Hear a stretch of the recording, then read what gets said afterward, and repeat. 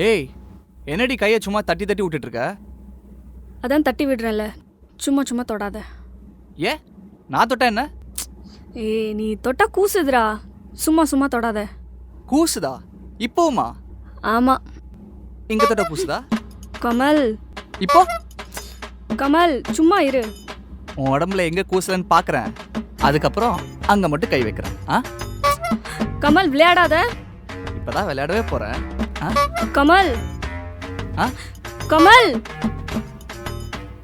ஐய், கமல், அவ்வளவுதான் உனக்கு மரியாதை. பிடிக்கலன்னு சொல்றேன்ல, எத்தனை தடவை சொல்றது? அறிவில்லை உனக்கு? இப்ப எதுக்கு நீ ஓர டென்ஷன் ஆகுற?